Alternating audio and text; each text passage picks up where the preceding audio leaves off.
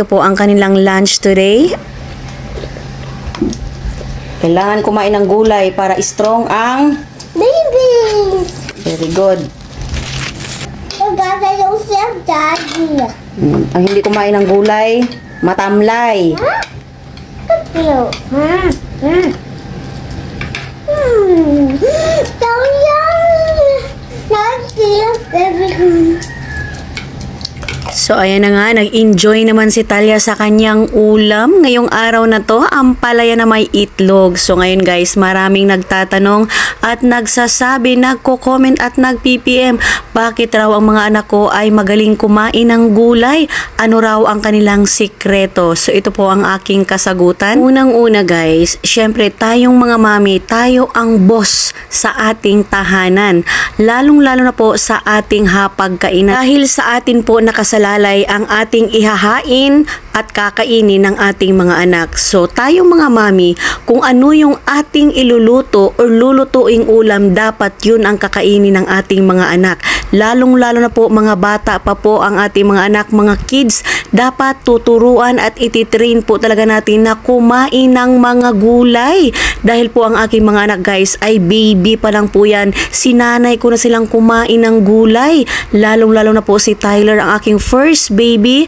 Sanggol pa lang siya nun guys. Instead of Cerelac, nagbe-blend po ako guys ng mga sari-saring mga gulay.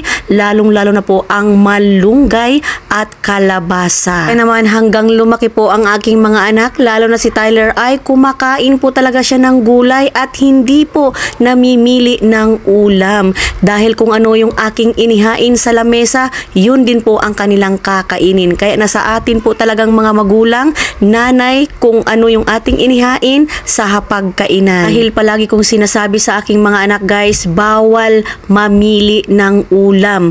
Kung ano yung aking inihain, yun ang kakainin. Siyempre guys, kailangan nating mga mami ay madiskarte pagdating sa ulam ng ating mga anak para hindi po mamili ng ulam ang ating mga anak. Aba, lutuan natin sila guys ng mga gulay, malunggay, kung meron kang tanim, aba, libre na yan.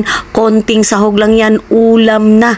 O diba, kahit sardinas, ulam na. Lagyan mo ng malunggay, talbos ng kamote, lagyan mo ng alugbati. Ayan, kakain po ang aking mga anak dyan guys. Lalong-lalo na po ang saluyot na merong pritong isda. So ayan guys, hindi po sila kakain ng isda, ay gulay lamang at sabaw. Lalong-lalo na po ang mga malunggay, dahon ng ampalaya, alugbate, talbos ng kamote at ano pang klaseng dahon guys. Lalong-lalo na po ang broccoli.